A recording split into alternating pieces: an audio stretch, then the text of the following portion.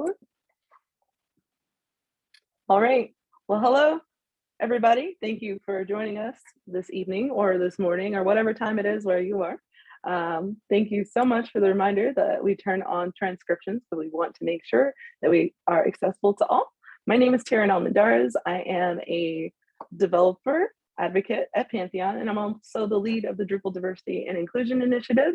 And you are watching us with Out in Open Source, which is a community conversation. This evening, we have guests from all over our WordPress, Drupal, and other open source communities that are coming to share their joys, their triumphs, and all different kinds of stories about what it means for them to be someone who is open about who they are as an LGBTQIA+ person in our open source communities. And we will get started by doing some introductions. Our first person that we'd like to ask to introduce themselves is going to be Vaughn Reyes. And then Vaughn, I need to let you unmute yourself. There we go. Hi, thank you so much. I didn't realize I was going first. Yeah, so my name is Vaughn. Reyes is the name I tend to go by professionally. My actual last name is Eaton, but I'm not that attached to it. So Reyes is my middle name. My pronouns are he, him, and currently serving as the events and engagement manager for the Drupal Association. But I, excuse me, have a pretty diverse background professionally. I'm just pulling up my notes from Taryn of what I should tell you. I am also the founder and educator of a consulting company called Wasp and Fig, which does anti-oppression professional development education for private and public sector. Really anybody who needs it, they can book with me. And cool. So I am a Filipino man of transgender experience. I also am biracial, so I'm half Filipino, half white. And I identify as a gay man, which means that I'm attracted to other men and masculine of center people. And my favorite color changes every year. I have like a theme every year of like what color I'm leaning into. And this year I'm really enjoying a like deep forest green / teal situation. I totally forgot that I wanted to tell everyone we are asking folks in honor of this being Pride Month to identify what is their favorite color. So thanks, Vaughn, for reminding me of that. Fun fact, my favorite color is not purple, it is actually green. So with that, we are going to introduce one of our folks that is an organizer of the event. Julia, would you like to introduce yourself? Happy to do so. Hey, everybody. It's really great to be here with you. My name is Julia Gollum, pronouns she, her, and they, them. I'm based in I split my time between the East Coast and the West Coast of the United States. I work with the WordPress Community Support, which is a group supporting WordPress community members in organizing events related to WordPress all over the world in people's local communities. We're meetups and WordCamps.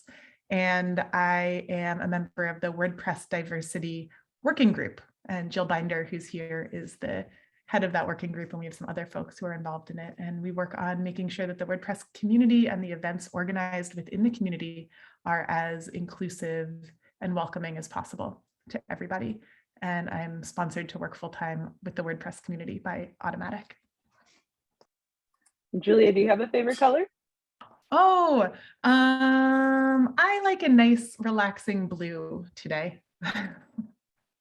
Awesome. All right. So next up, we'd like to ask to introduce herself, Melissa Miller.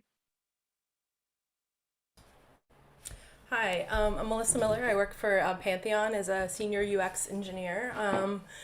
Prior to that, I worked in higher ed for about 20 years in various roles at the Ohio State University specifically. And most recently, I was a director of web development and design. I've also one of the organizers of Bad Camp here in the Bay Area. Some of you may have been. And I was formerly a graphic designer and photojournalist before I got into development. Identify as lesbian, gay, queer. I'm not super picky. All three are fine. And my favorite color is bright blue, like a turquoise kind of thing, like these glasses, anything in that spectrum. And I live in Oakland, California. I'm originally from the Midwest. Okay. Thanks, Melissa. V, come on down. Hi, everyone. I'm Vivo Fam. My pronouns are he, him, his. And I'm the community programs coordinator at Pantheon. I've been with Pantheon for 6 months, so since December. Super excited to be here. And I love working with our community. And I'm also the lead, or now the co-lead of the Pridetheon and Pridetheon Impact ERGs, along with Bella, who's also on the call today. So yeah, it was super fun helping put this panel together. So I'm super excited. Thank you to all the panelists for your time today and for your willingness and to share your experiences. It's super appreciated. And yeah, I'm super excited for today. Thanks, V. Madison, are you there? Yes, I am. Hi, everyone. I'm Madison. My pronouns are she, her. And similarly, I'll read my notes. I'm currently a senior data engineer where I'm sponsored by Automatic to work on the OpenVerse project, which is a search engine for openly licensed media. I've previously worked at speedtest.net and the Allen Institute for Cell Science, which was a research institute. I also work on a number of open source projects that center around biological microscopy and community safety in general. I am a transgender, pansexual lesbian woman, and I will not be elaborating on that. I feel that. Folks ask me and I'm like, queer. It's a lot. Thanks, Madison. Faye, on the ones and twos on technology. Hello. Hi, my name is Faye Lauren. Pronouns are they, them, but she, her is cool.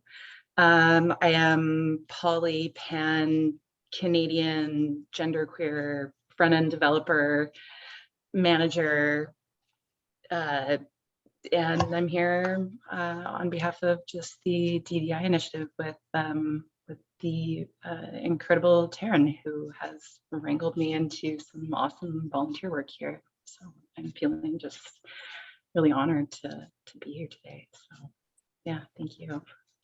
Faye is being very modest. They are actually one of our new leads in the Diversity and Inclusion Initiative. So thank you so much for stepping up and helping keep the open source community open and going. Next, we have Kavya. Hi, everyone. My name is Kavya. My pronouns are she, her, they, and them, but I'm preferring she and her these days. It keeps changing and fluctuating. I currently work as a happiness engineer at Automatic, handling support in the Asia Pacific region. I've been working here for almost 6 years now. I have been a serial entrepreneur before. I have been an agency co-founder. I have been a software developer and, well, a very depressed software developer. So I have also been part of a bunch of different open source projects like Ubuntu GNOME before it was merged into the core Ubuntu project. I worked in accessibility in the GNOME project, and I've done a bunch of public speaking in all of these projects and their conferences. I identify as, well, the simplest set of words would be non-binary transgender woman. deliberately don't define my sexuality because, well, it's weird. But yeah. My favorite color, there is this stereotype about trans women favoring the color purple, but I have a bunch of different favorite colors, like, lavender, mauve, indigo, violet, and so on. Very excited to be here. Thanks, Kavya. And then If I can jump in, I'm so sorry. I forgot my favorite color. It goes between a gray teal, like a gray plus teal, and pink. You can probably tell because of my chair and my computer. Oh my gosh. So big fan of pink. Sorry. No, you're good. Thanks for sharing, Madison. Next up we have Dash, and after Dash we will have Mark Cox. Hey everybody.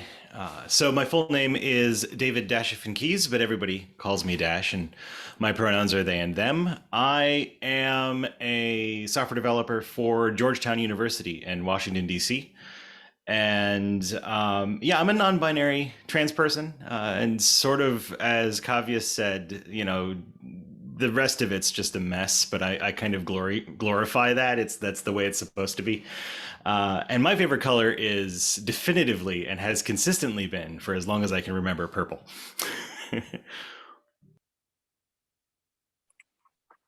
And Mark, last but not least. Hi, everybody. I'm Mark Cox. I am currently the Chief of Staff of the Product and Engineering organizations here at Pantheon. It's quite a bit of a bigger group than I started with about a year ago. I think total we were probably around 70-ish. We are now almost 250 strong. So it's quite a bit of a change over the last year. Prior to this role, I was at Amazon and then Intuit.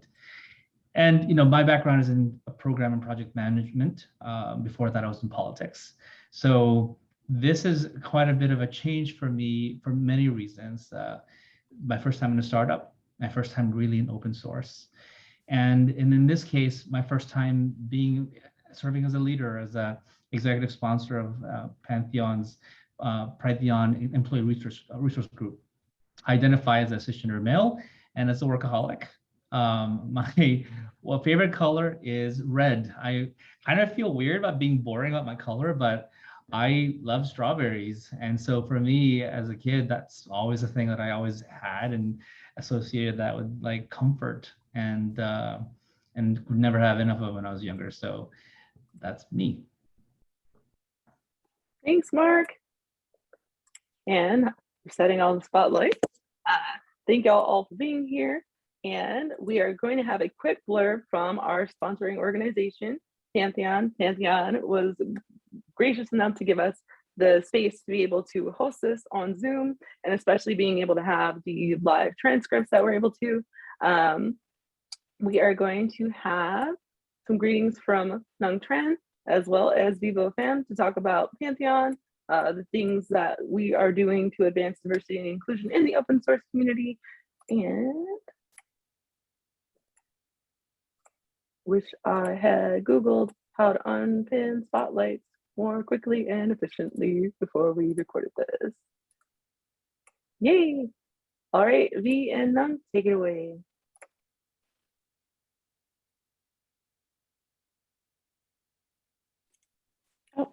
Hi, everyone. My name is Dung. I'm the People Program Manager here at Pantheon.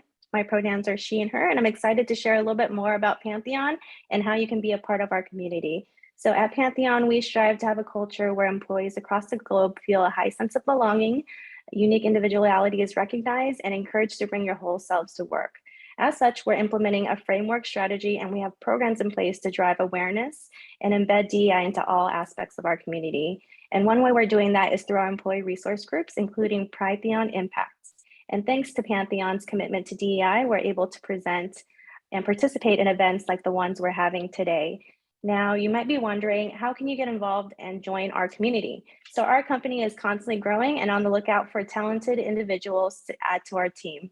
So work with us and help put the magic of the internet in everyone's hands. You can check out our job openings on our website at pantheon.io/careers. You can also join our developer community Slack at slackin.pantheon.io and our community forum at discuss@pantheon.io. And if you love Pantheon, open source, and helping others, consider joining our Heroes Advocacy Program, which you can learn more at the link in the chat. So we're going to pop in all those links in the chat now so that you can have access to them. Yes, and basically just +1 of everything Nang just said. I don't really have anything else to add, but yeah, check out the chat. We're gonna pop in some links. Thanks, Bianon. I found how to unspotlight everyone and Google lied to me. So let's do it by hand. Don't know how to, here we go. And here are our links. So everyone, we're going to have several different kinds of questions that we asked our panelists today. We will get everyone pinned back up here in a moment. Okay. So our first rounds of questions that we will have are going to be about being out versus coming out and how those journeys contrast. Panelists, we'll get you back up here. And just so folks know, so that our panelists are able to focus on the questions that they are being asked and be able to reflect on their experiences, we are going to close down the chat for folks to chat back and forth. We will still have questions that you can still submit questions at the Slido link, which we will also provide in the chat. All right, everyone back up. Cool. So for our first question, let's do a show of hands and we'll do an indicator. Guess how many of you were already out when you joined the open source community? 1, 2, 3. 3 of us? Okay, cool. So follow-up question to that. For those of you who were already out, how long had you been out before you joined?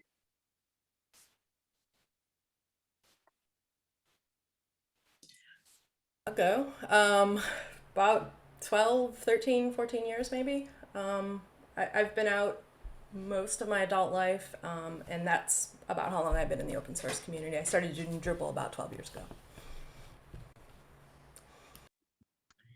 Yeah, there's out in your personal life and there's out at work. And for me, out at work was probably 8 to 10 years ago.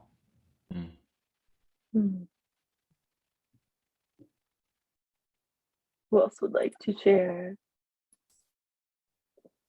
Thank you. I was trying to unmute my microphone. It would not allow me to. Yeah, so this is such a Libra answer, but there is no such thing as for me personally, when did you come out? We're always coming out, every time I enter a new space. I just came out to 28 people just now that I haven't explicitly come out to before, so was I out? Yes, but when depends on which identity you're asking me about, right? I came out as bisexual when I was 13, and then that wasn't true. And then it came out as non-binary when I was 19, and then that wasn't true, so I think I have been out as something for most of my life, but my identity, which I don't even really like the term identify as, to be honest. I just am. I just simply am. But I have been living in comfortable truth as a gay man of trans experience for 3 years, and I got into open source 9 months ago. So that was a long answer, but it's very deep, especially for me as a person that I did not come out until maybe 2021, and it was only on Facebook, and it took me actually it was 2020, because I was like, well, it's the pandemic, might as well let people know. Mostly I like boys, sometimes I like girls, sometimes I like other people. I don't necessarily want to put labels on it. Please leave me alone about it. So thanks for that. So for our and it's still an ongoing process with all the other things. Some folks have read my Pride story, which I might share. more openly, but I still haven't come out about all of that. For folks that were not out when they joined the open source community, when did you come out or start to emerge? If we're borrowing Lon's metaphor, what was that experience like for you, like either in the workplace or the community? And did you find support or detractors when you did it?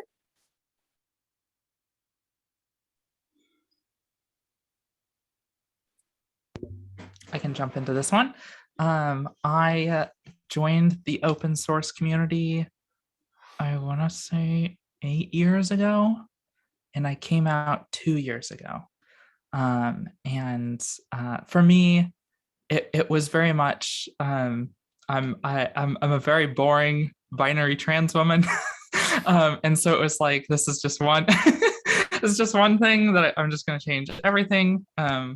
It was pretty straightforward on the open source side. I mean, like, I don't know. I remember an early experience that I had where I was using a forum software that was open source, and I was in the Discord for that.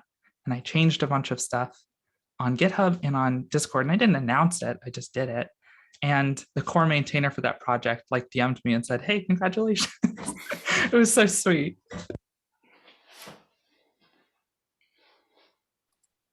That is very sweet. Would anyone else like to share? Yeah. For me, I started working in open source and more so with open source projects as a professional in about 2010, give or take. And I really started sort of a gender journey in about 2015 and finally came out non-binary in 2018. So for me, it was I had like a 20-ish year career, some of which was working with open source prior to coming out in any capacity. Mostly, you asked about detractors or supporters and whatnot. I did encounter a lot of supporters. There was a prior supervisor who at a different job, just actually on that like first week at the job, you go out to lunch kind of a thing, get bagels or whatever.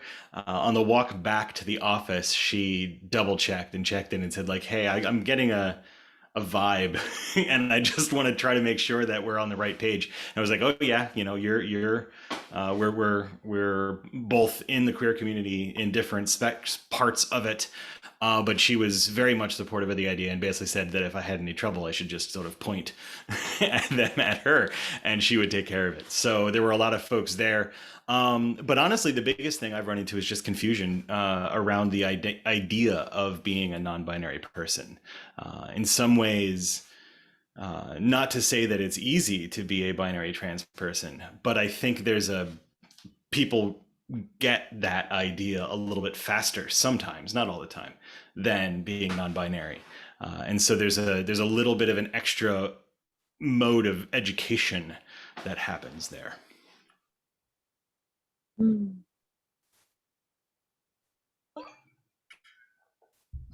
I'm going to go with maybe 3 seconds of silence. Pantheon folks will understand what that is between 7 seconds and 3 seconds. So we can keep things moving along. Thanks, y'all, for the answers to our first question. So our next question, and not everybody has to answer every question, but it is, what does queer representation in open source mean to you?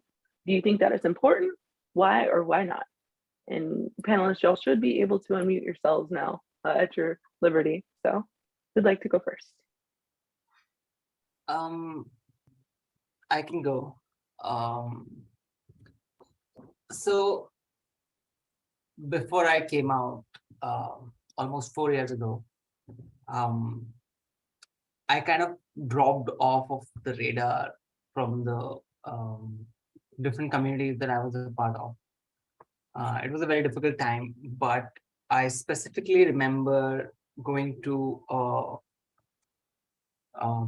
specific free software conference in 2015, I think. And I met a trans person there who was from Canada, and there was some very boring talk going on, and a bunch of us were just sitting outside. There was a small paddle pool, and there were benches, and we were just sitting on those benches, putting our feet in that small paddle pool. And that was the first time I actually really talked to a trans person in real life. And we talked about, the community interests, people, how everything was, how open people were. And it made a huge difference for me personally. Like, if I look back, that was like a major, light bulb moment for me. So for me, queer representation, not just in open source, but like, in workspaces, in, out there in life, it just means that there are more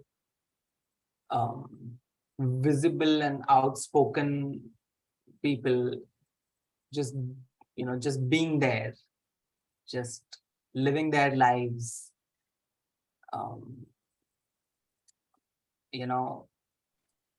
because a lot of us, we just see queer people as like, the comic relief in popular media, and like just, your day-to-day regular queer people just living their daily lives and just doing what everybody else does. That is the representation that, I would want for everybody to have, for everybody to see. Yeah. Excellent answer. Yeah, Melissa.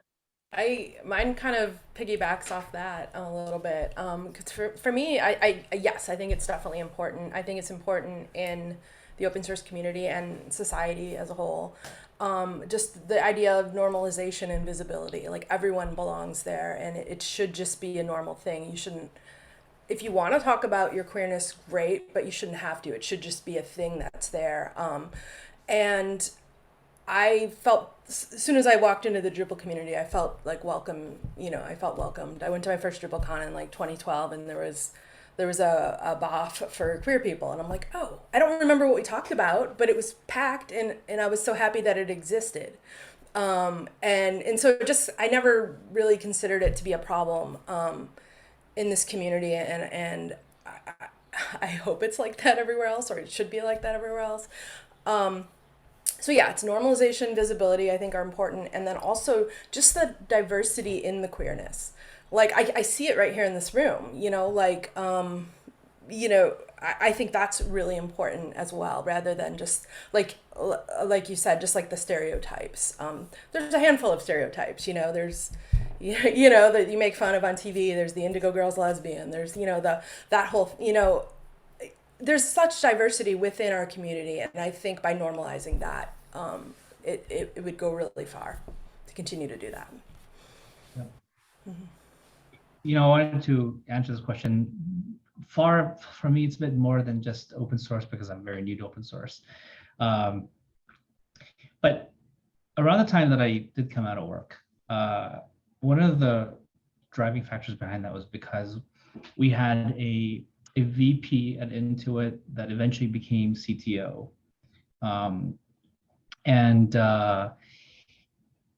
CIO. And it was, for me, really eye-opening, because this was a person who was responsible for hundreds, if not even 1,000 plus people in his organization.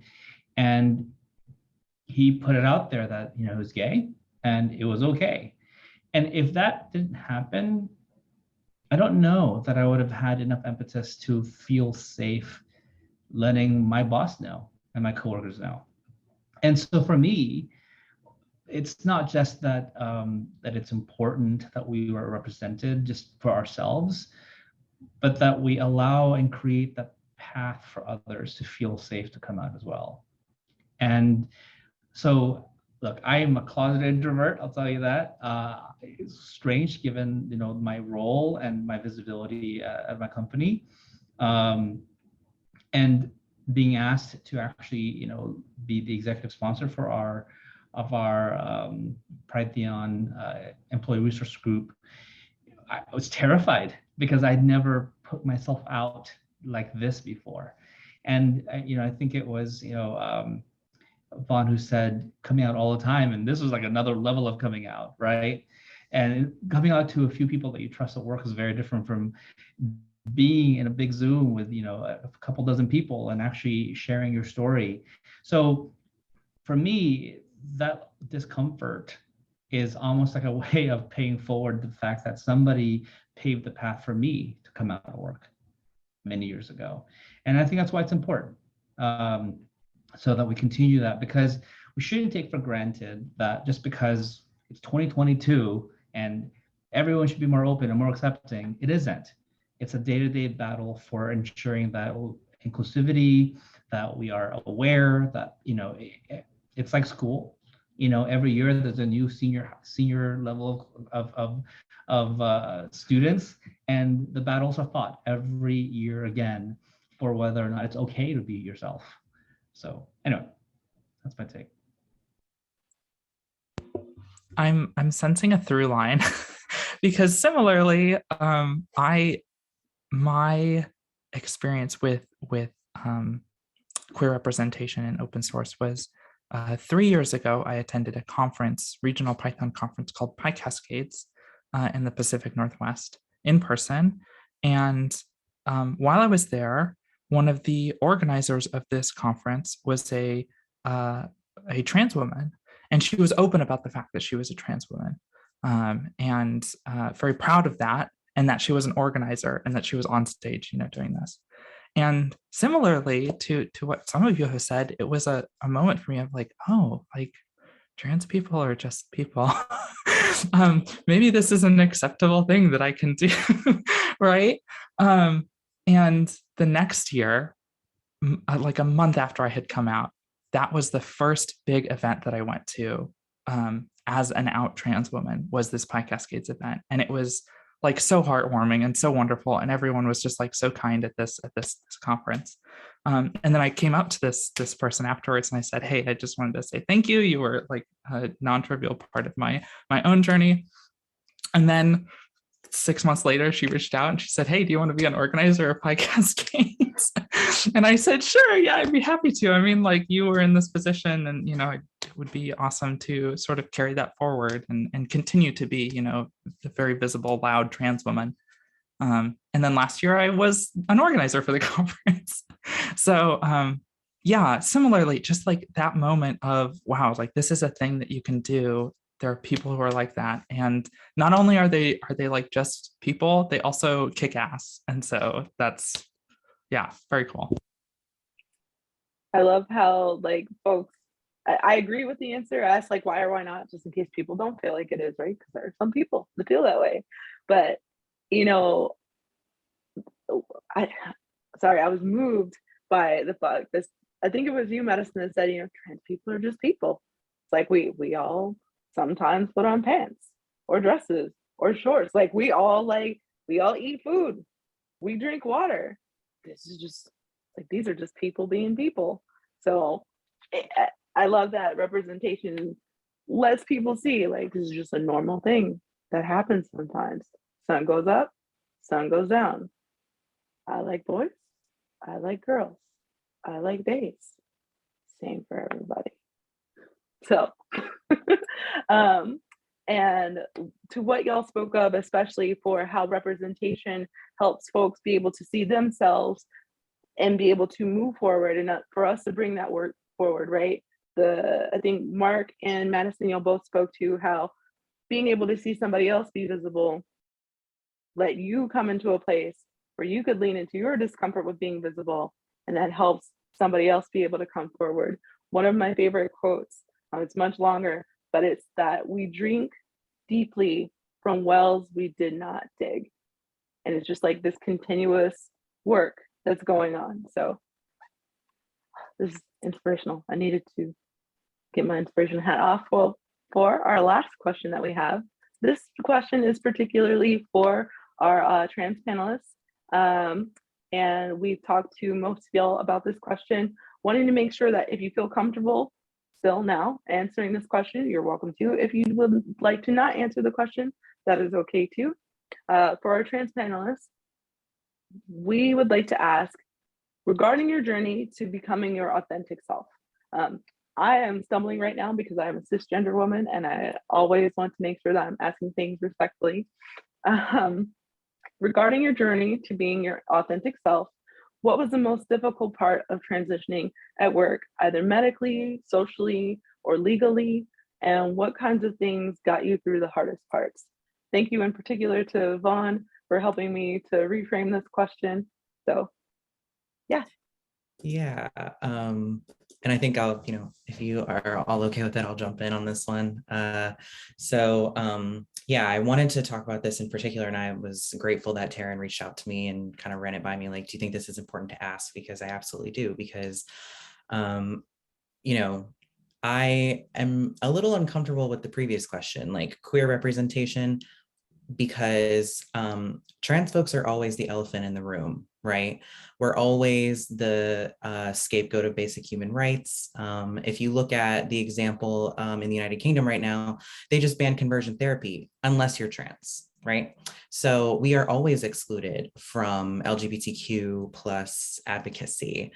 And I think that it's important to highlight that the trans experience is intrinsically more challenging than being queer in the Western world, but globally too, right? So, for me, I transitioned at work at an LGBTQ nonprofit, which you would think would mean that it was super easy, right?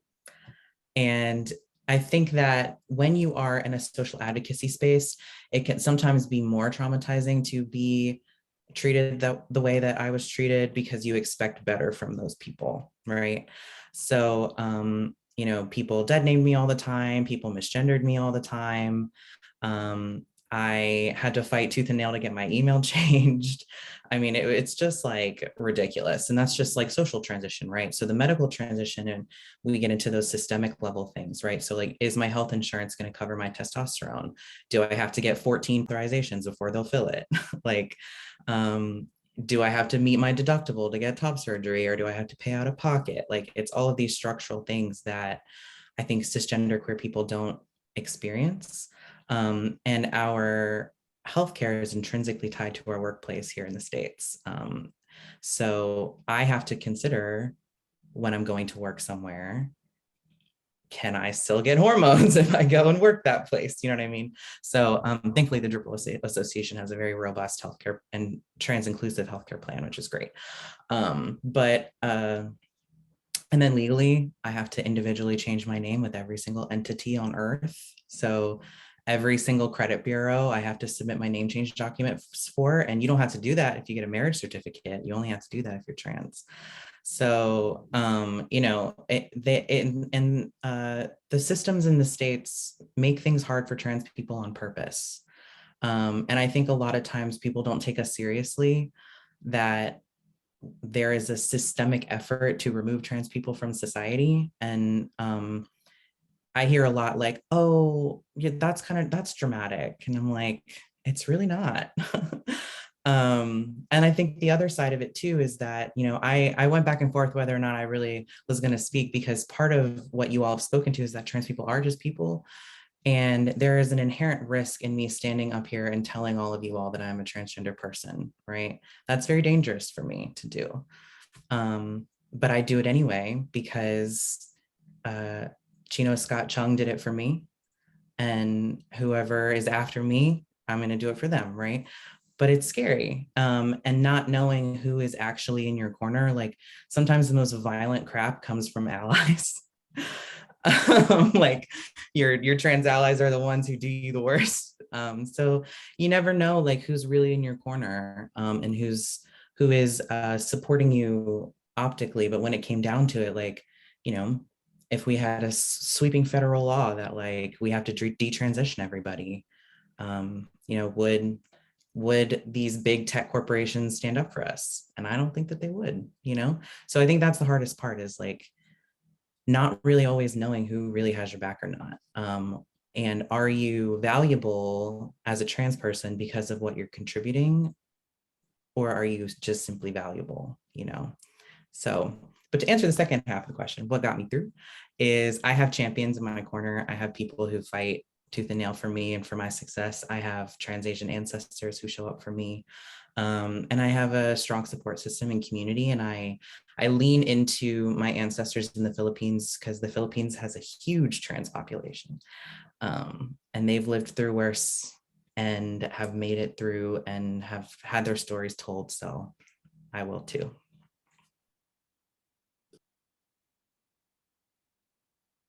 Thank you for bringing like that truth to power, Vaughn. Appreciate you. Madison? Yeah, thank you, Vaughn. Seriously, that's resonates so much with me. I mean, I remember coming out of work was actually relatively easy. People were very supportive. It was a company that's based in Seattle, right? So, you know, you'd sort of expect that sort of thing. But one of the weird things on that front was that we were a subsidiary of a subsidiary of this company that I worked at. And at the time, there was no documentation anywhere in the company tree for what like gender transition guidelines for you, yourself, your team, your manager would look like. And so on top of having to figure out the whole gender thing, I also had to work with HR to develop the documentation for other people to have should they undergo a transition in the workplace. And similarly, I mean, the name and personal information piece is so frustratingly difficult, particularly in the US. I remember that when I went into ADP to change some information, race is a drop down that you can edit yourself and save, but gender is not. And that was very curious to me. And then additionally, like, I remember I was trying to get approved for surgery, right? And I was seeing a psychologist at the time, and I had a primary care physician, and then I go to get everything together. I am very thankful that my work sponsored a caseworker with my insurance company that was sort of an intermediary to manage some of these things, because it was almost untenable otherwise. But then I get towards the end and they say, oh, you have to have a psychiatrist note. I don't have a psychiatrist. What am I supposed to do? So yeah, it's the structures in place that we have are difficult to go up against as an individual. And it feels like we do have to fight these things as individuals. And that interpersonal solidarity was definitely an aspect of what got me through, knowing that like this challenge that I'm facing is awful and should not be faced, but others have faced it. And I can lean on their experience, I can lean on their guidance. And early on too, the out in tech space was really useful as just a resource of like, am I alone in feeling this way? Are there like challenges that people are facing that are similar to this? And that was what helped get me through.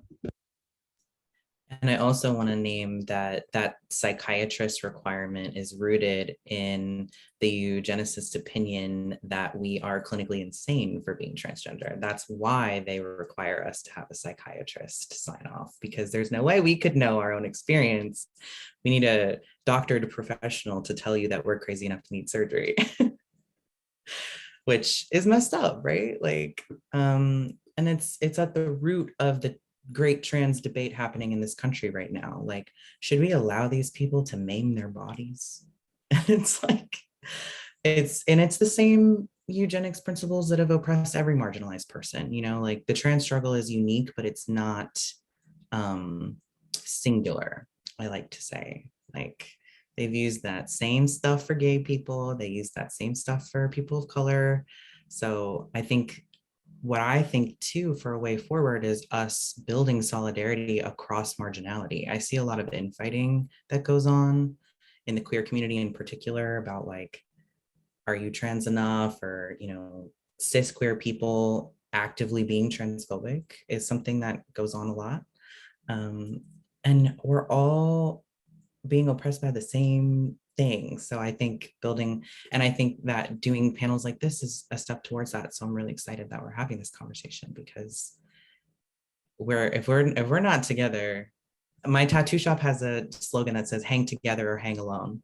And I really believe that. And I'm super grateful to be in community with you all. But I just wanted to name that part of it, that like it is rooted in eugenics, truly. And I think that's the part that we don't say out loud very much. So I wanted to say it out loud. Jumping in quick here at the end, two things. Vaughn, my analogy is usually it's the same song, but it's in a different key when we're talking about sort of like the different intersectional marginalities, but I reach for music metaphors. But secondly, one thing that neither Madison nor you, Vaughn, had mentioned was being out at job N-1 and then switching to a new job, and the concerns as to like, here I was supported in the prior position, will I find that same level of support? Do I put my pronouns on my resume? Do I scrub my websites of things that are overtly queer or might signal queerness? In my case, Georgetown University is Catholic affiliated, and so the Catholic Church has its own theological positions on queerness in a variety of ways. Luckily, just to rep Georgetown for a second, they have a strong and a long history of LGBTQ support at Georgetown after some pretty heinous acts, but the result of those acts became a community of support. So we'd prefer that to happen without heinous acts, but it didn't this time.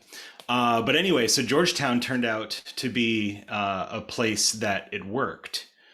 But I know stories from other people anecdotally where they sort of had to recloset themselves in some capacity because the new job, they took that job, there were reasons to take that job, and then when they get there, they find out that their authenticity is diminished as a result of the job. And sometimes you have to balance and decide, do I keep it? Do I stay? Is the challenge for me personally less than the enjoyment I get from doing hopefully what is really awesome work or something like that?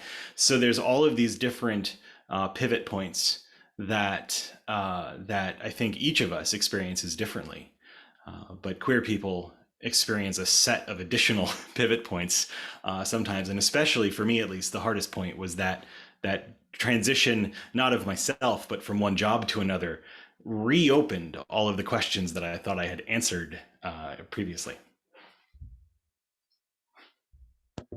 Yeah, and I mean, to add on, that's a perfect thing to discuss, that job transition.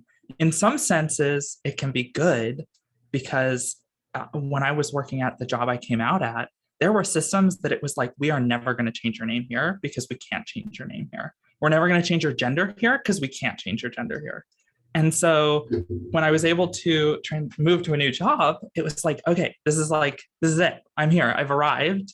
And I don't have to worry about anything else being wrong that I have to log into once a month, right? But another aspect of that, which you touched on, I was interviewing for a job, and we were talking about benefits. And part of the benefit, it was a startup, right? And so they said like, healthcare doesn't start until the first of the month after you're hired, their healthcare plan.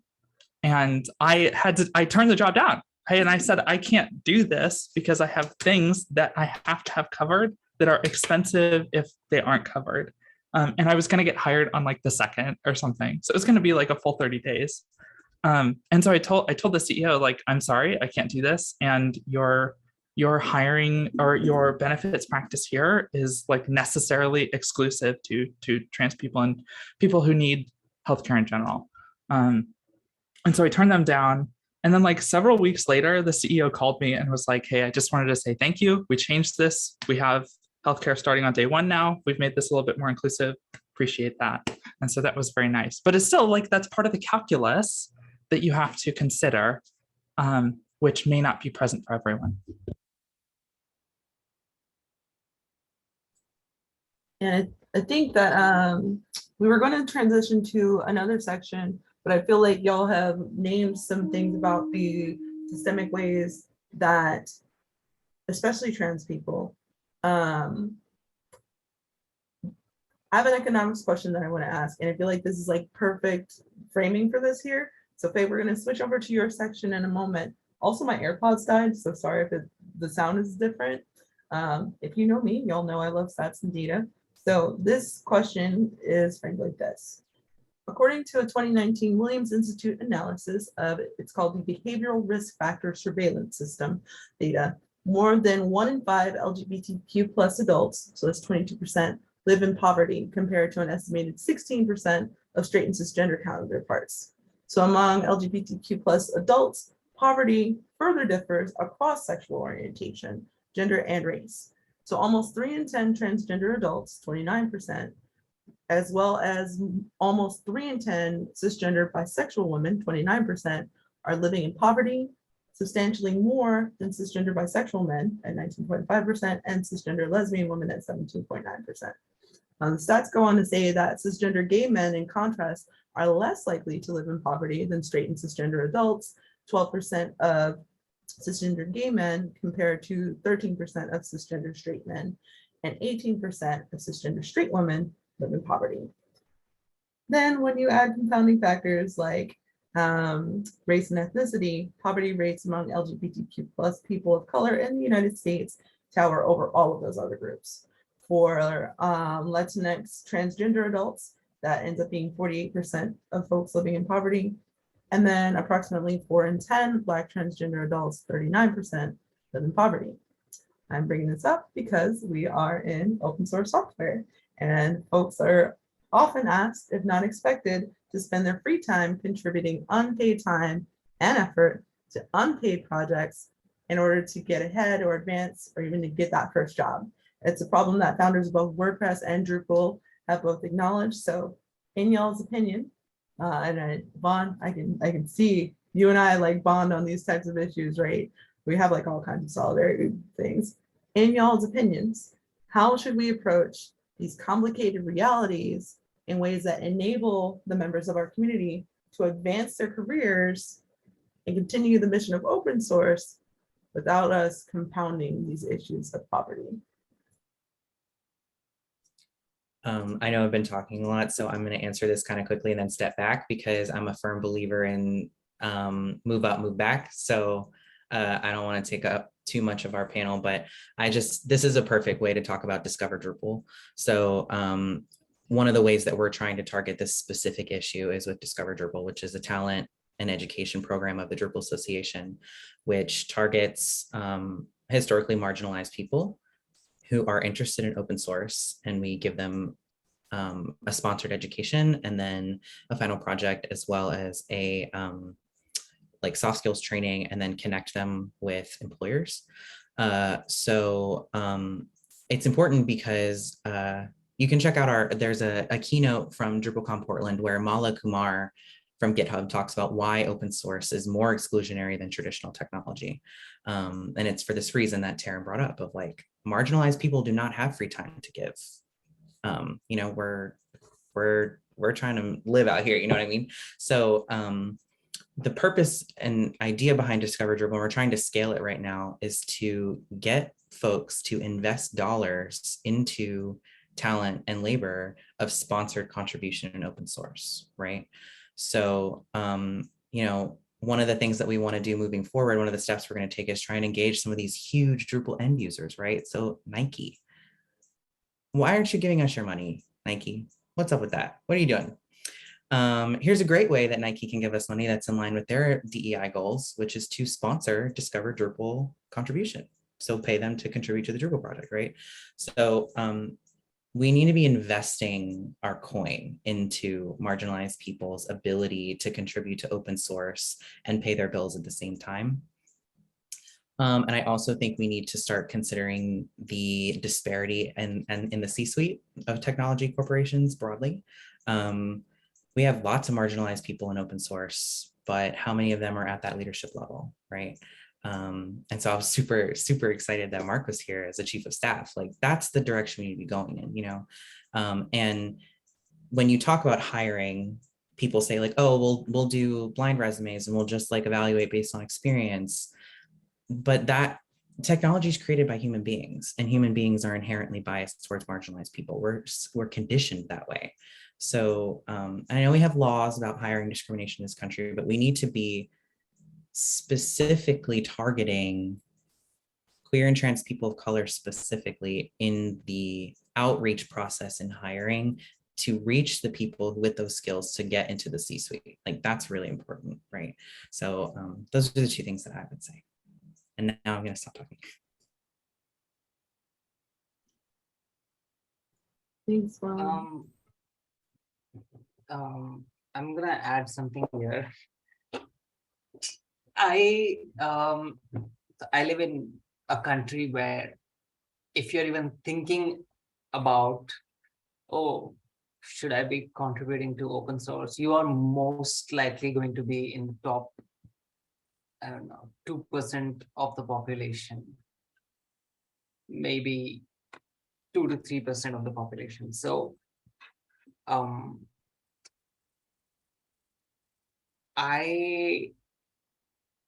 trying to do a bunch of grassroots work here, and I have seen people coming to me with proposals for setting up training and education for open source stuff for marginalized trans people. So for those of you who don't know, there is a huge community of quasi-religious and cultural groups of predominantly trans women in the South Asian region. Some of these groups are called Hijras and Arabanis and Kothis, and it's a whole community, and different depending on where they are. Like there's a different name that's used in certain areas of Pakistan, different names used in northern parts of India, in Bangladesh, and even in different states in the southern parts of India, they go by different names. All of these communities are either religious or cultural in nature, and their predominant mode of earning money is either sex work or begging. When you know all of this and you read stats like this from, you know, Western countries, puts a lot of stuff in perspective. For me personally and people around me, if somebody is part of the LGBTQIA plus community and they are in a position to contribute to you know, anything free open source, I just tell them to, like, you know, leave everything and just focus on survival. Like I feel like this particular topic is like a very foreign / Western concept for me.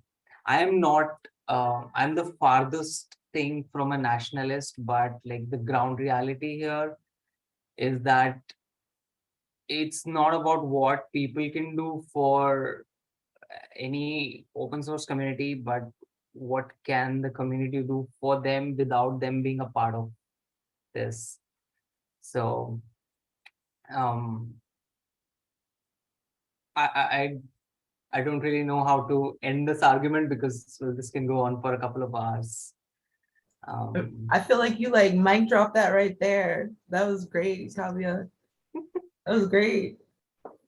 So yeah, just like I think we need more sponsored work and scholarships, and not just for people who are in those marginalized situations, but like, you know, more sponsored work for people to get in, you know, from their pedestals of privilege, like me. I belong to a very upper caste, upper class kind of background, and I am not really the best person to speak on this. But yeah, we need more sponsored contributors, more sponsored ambassadors, I think, to get in there and like, you know, work with people and just this argument is going to lead to communism, so I'm just gonna stop because, well, As long as it's gay, what is it? Gay outer space, communism, luxury yacht. I forget the meaning. But yeah, I feel it. You know, as a person that's a Black person and also queer and all these other things, I do work with Black Girls Code, and I wanted to be a video game developer at the beginning, and then I decided I wanted to eat and pay bills, and maybe I needed to survive instead of trying to get like this dream fantasy job. And people would ask me, well, aren't you going to do an internship? And I'm like, I don't think working for free really works out for me. So, I mean, yeah. I resonate with everything that y'all have said. Y'all are just seeking truth. So thank you. I think, does anyone have, yeah, Mark? Yeah, Taryn, I'll take a couple more things on that. It is 2022, but I gotta tell you, even from, you know, I work directly with our CEO, right? A lot of my meetings are at the C-suite level now. The impact is huge, but I gotta tell you that even today, I absolutely had to take off that jacket that's a part of my outfit being me as who I am, so that I could come into my interview being as generic as I could be and focusing on my career, my background, right?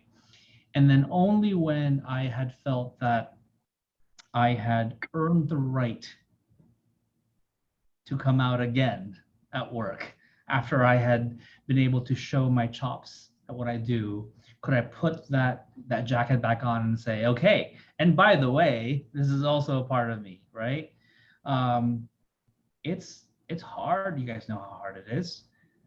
The way I want to be able to contribute is be able to offer mentorship and coaching, because there aren't enough of us in senior level roles, right?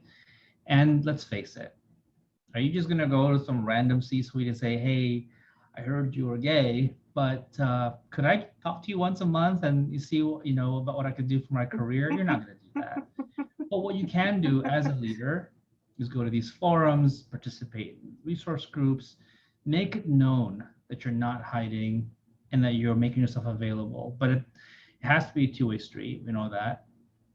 But unfortunately, that can, you know, we're talking about micro level here. The few handful in your company, in your sphere of influence, in your LinkedIn circle that will come to you that, you know, you want to invest your time in. And so it's small waves, but every wave, every ripple counts. You don't know when the next mentor, the person you're mentoring will become CEO of the next big thing. And then that transfers on to the whole butterfly effect, right?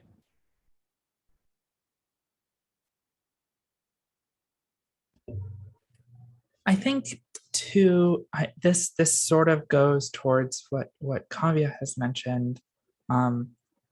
Before I was in a position to be sponsored to work on open source work, I was working on open source projects that specifically benefited marginalized groups. And so that was a cool opportunity for me to be able to participate in these things that are, you know, can help me, but then also help other people. And in doing so, also publicize the fact that like this thing that, you know, you might be benefiting from is open source, and like you can contribute, and we have a community and we can support you in getting up and running. Having that as an inroads too, of like, this is a radical project, right? This isn't like, I don't know, some like Google repository that's like open source and does like the ads thing or something, right? This is like, oh, like I want to know the people in my community who are legally bound to commit oppression on me. Cool, that's a tool I have now. And also I, you know, have an opportunity to contribute it or say like, hey, this is a thing that I want. Can I interact with the maintainers this way? And so I think that that too has been another cool avenue, because we've had a lot of, not unsurprisingly, queer people come into that community. And I would say somebody tweeted about us recently. Somebody tweeted about us recently and were like, our tech guys are cooler than your tech guys because of something that we had published recently. And I had replied like, yeah, most of us aren't guys. And the person who tweeted was like, I should have known.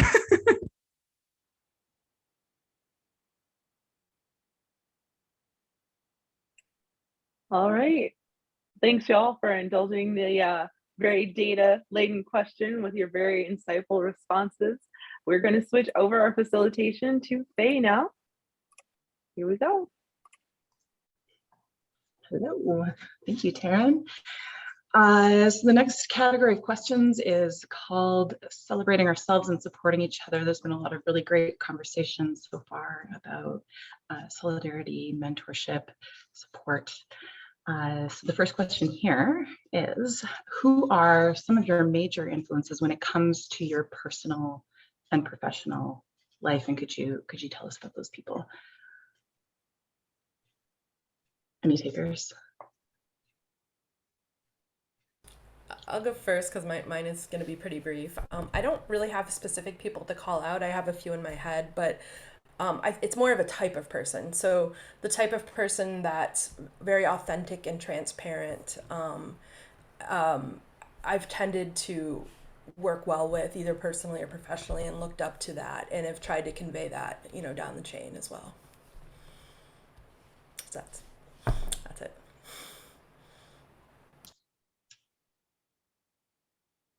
Appreciate authenticity.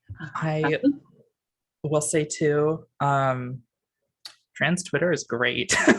There are a lot of trans folks on Twitter who are in the tech space, and that was definitely, for me, my inroads to things. But then on top of that, particularly in some of the other open source spaces that I've been a part of, it happened like, I think 6 times over the last 2 years while I was working on some of these open source projects for liberation, that we would find something similar, or we would find something that we could tie into, and I would dig a little deeper, and who wrote it? A trans person. Hell yeah.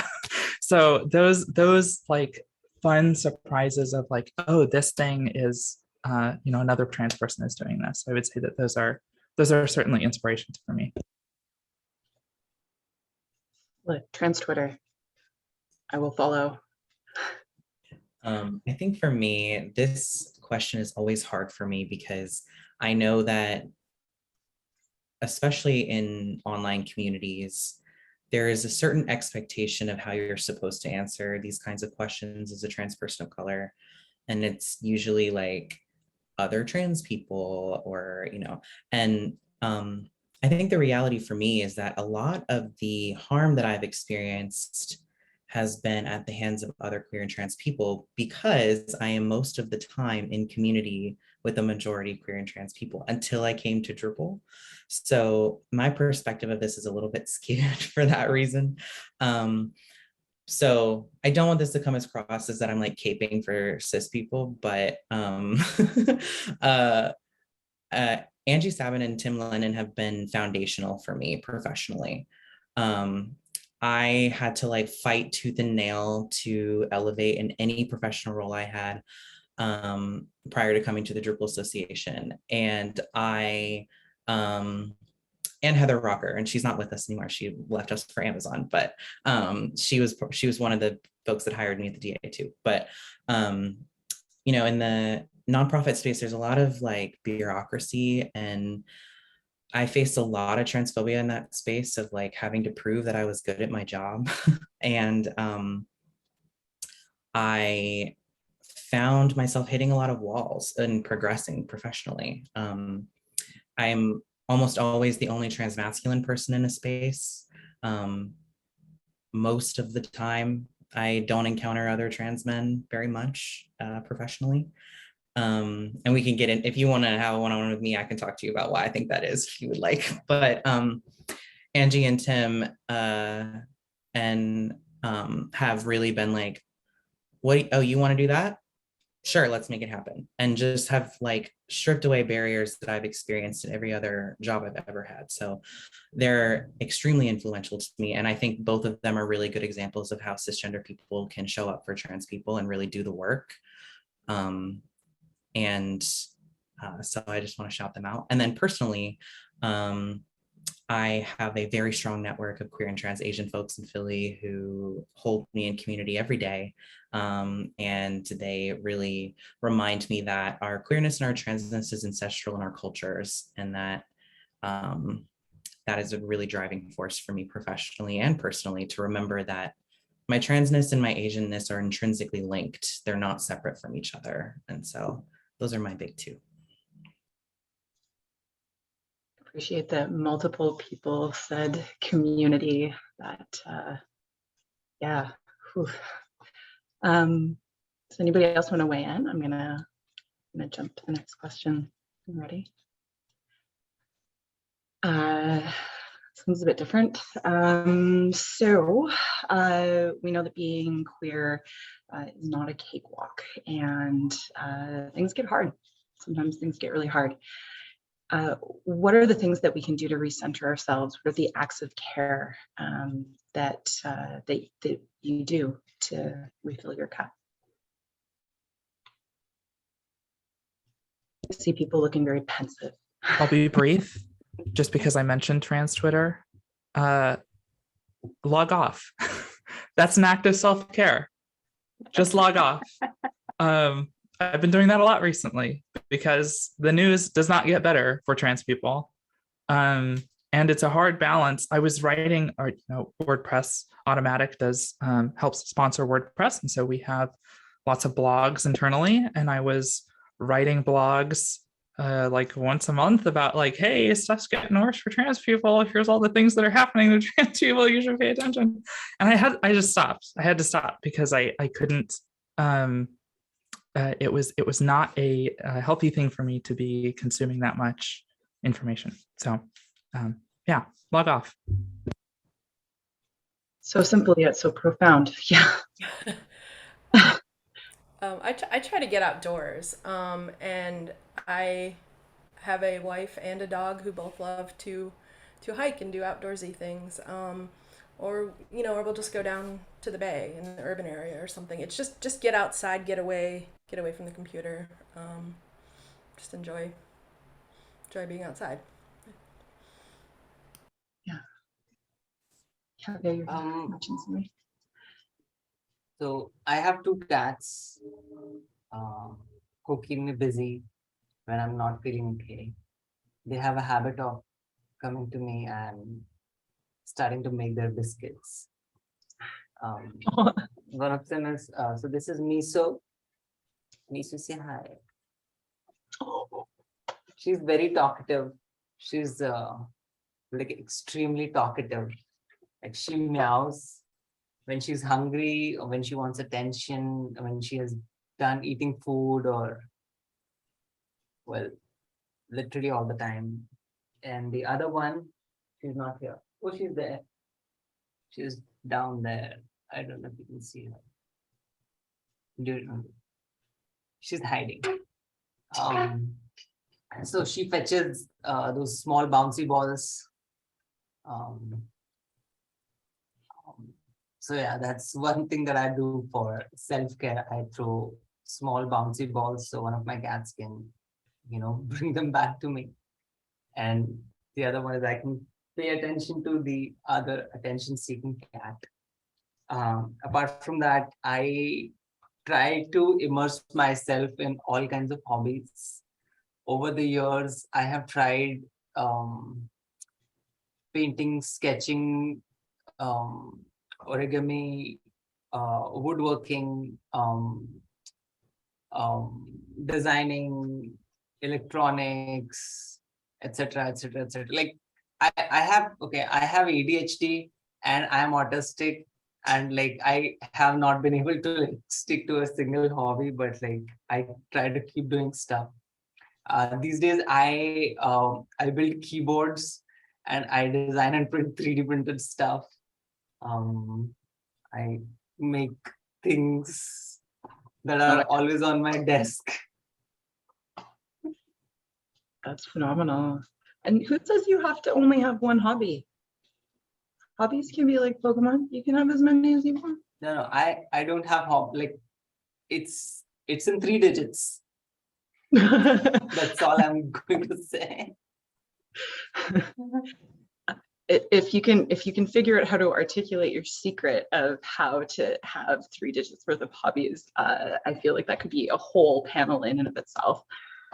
I'm going to write a book. Yeah, please. Yeah, let me know. I will pre-order it. It's phenomenal.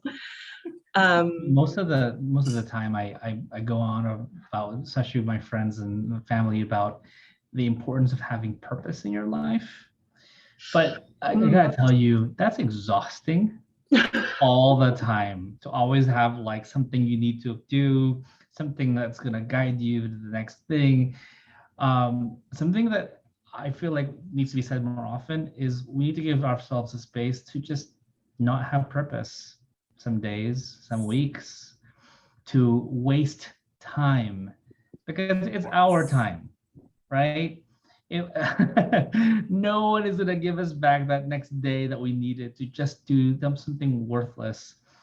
Go for a walk, do nothing, and it's okay, and forgive yourself for not being productive.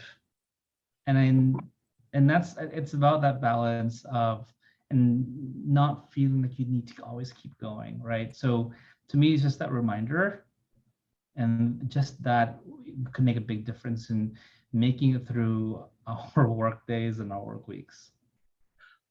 Yeah.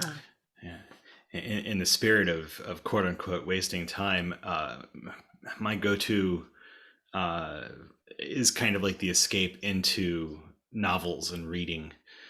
The trashier the romance novel I can get my hands on, the better. I mean, we're talking, $1.99 Amazon Kindle version, just terrible novels, but I love them.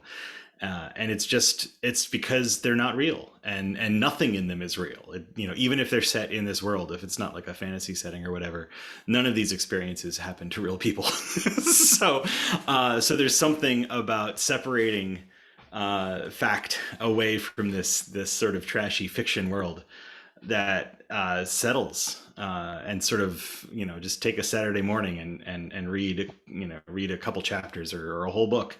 And I often feel a little bit of like I'm helping whoever that author is out there who's selling their book, probably self-published or whatever. It's like they're making pennies probably off of sales, but like it still feels like it's something. So and I also know this one won't work for everybody. I'm a religious person, so prayer and meditation in a spiritual context as opposed to a mindful context is also a place that I can go to. I had the blessing, and considering the context, of growing up in a religious community that was theologically not opposed to queerness, that theologically didn't really support, but also didn't really detract, just didn't really care. So having that experience as a kid meant that as I grew up and got older and sort of began to more fully experience my own queerness, meant that the religious traumas that affect so many people in the queer community were not, for myself, something that I had to deconstruct. So it's possible to be both queer and religious, and so that works really well for me, but it won't for everybody, and I fully respect that. Yeah. Is there any other?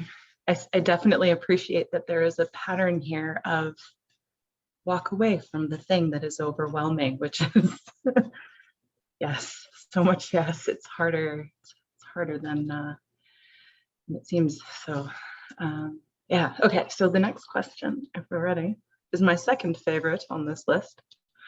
And I feel like we may have to share some links and some notes, but music is said to have almost a magical impact on people.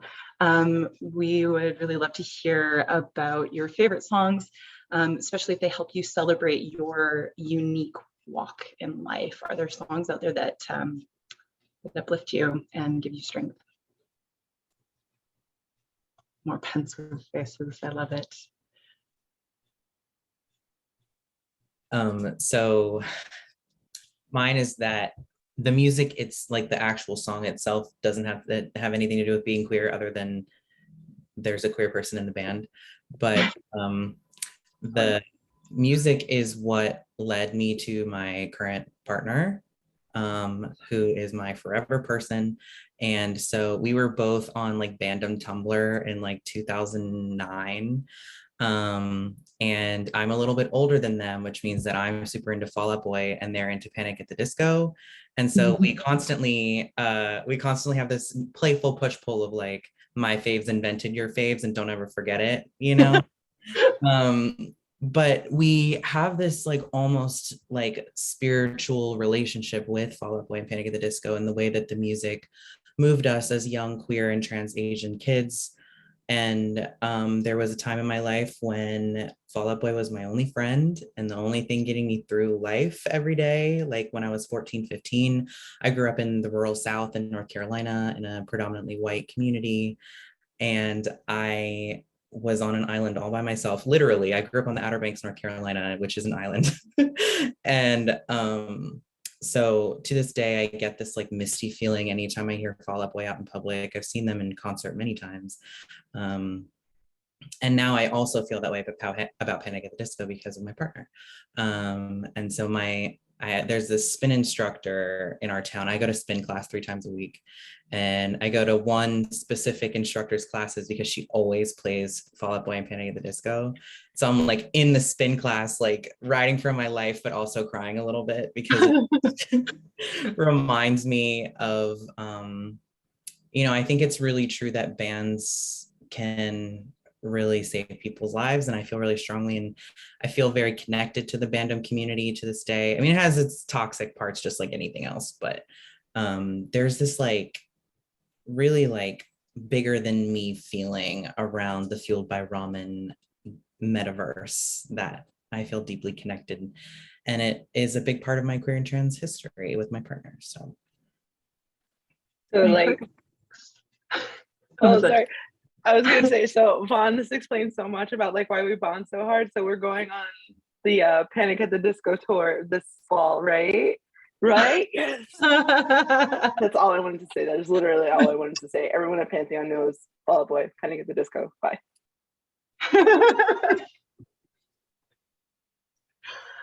Oh, this is phenomenal. So just a note, I think that we opened up the chat. If people want to share their links, please feel free to drop your links in the chat. But do any of our other lovely panelists have moving stories? Go, Melissa. We both like click that at the same time. Yeah, this isn't like my favorite song ever or anything, but something I was thinking of like pride songs, but not like what you'd hear on a float. This one doesn't work, but it's The Joke by Brandi Carlile. It came out maybe 3-4 years ago.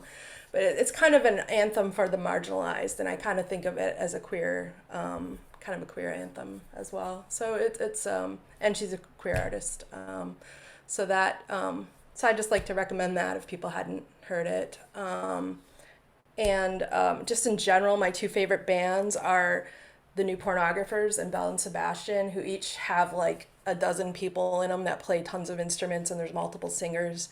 And so whenever I listen to that kind of music, it's like rock, but it's kind of got like Broadway musical kind of stuff to it, and so I just tend to really dig that kind of thing. But I could talk about music all day, but I'm gonna just like turn it over to someone else. Yeah. I have 3. Yeah. Oh. Yeah. You. Yeah. Oh, yes. okay, great. So it's like just talking. Yeah, I have 3. So Arthur Moon. She has 1 album out, I think, maybe an EP. It's very good. The whole thing, love it. Highly recommend it. Girlpool. Girlpool is another band. That was another one where it was like, oh, there's a trans person in this band. This is great. And then the third one is very out there, a little esoteric in terms of the answer for this question. But personally, Godspeed You Black Emperor is one of my favorite bands. And it's like, if you look it up on Wikipedia, it's like post-drone experimental rock, metal, something, whatever. But it's a message of struggle against the powers that be, and one of hope too, in that struggle. And I find that, particularly with their latest album, that's hugely powerful for me. Could I make a request that we put the names of the artists that you've mentioned, just so that, I'm asking personally because I want to look up all of these artists, but I imagine there are at least a couple of other people. I'm like, I want to make a playlist of all of these. Would anybody else like to throw some artists out there, or stories, or if they have any other music or music that we listened to when we were younger? On what you said about music as a young human, I was like, oh, I don't think I would have, I wouldn't have made it through high school without my headphones. That was very critical. So I have one of the Sinead O'Connor and Kate Bush. And I know the Kate Bush thing is very popular right now, but I'm like a few years younger than those kids in Stranger Things would have been in like 86. So I listened to a lot of Kate Bush and Sinead O'Connor on my headphones and in the back of my parents' minivan, ignoring everyone else. That was pretty much my 80s and early 90s. So, yes. Yeah, if we're going back that far, I'll toss Tori Amos into that list as well. Yeah, I have a playlist called Belting It Out. There's been a few artists mentioned here who are on that playlist. So, Kavya, do you have any? I was introduced to Western music at the end of high school, and I think I would not have survived college without, let's say, George Michael and Bullet for My Valentine. Fon's reaction. I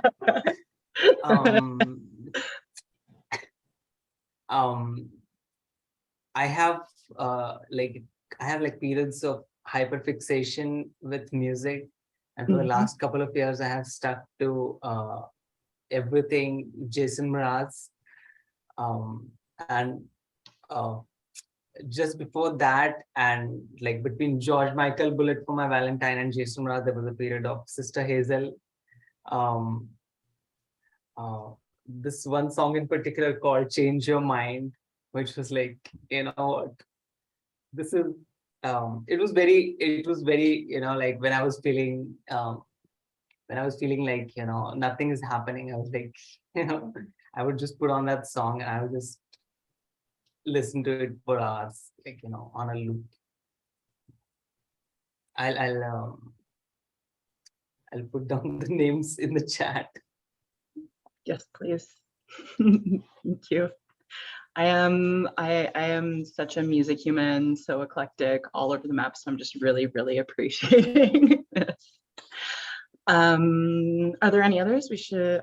Please do feel free to send all of the amazing artists. I'm here for it, but we could jump to the next question.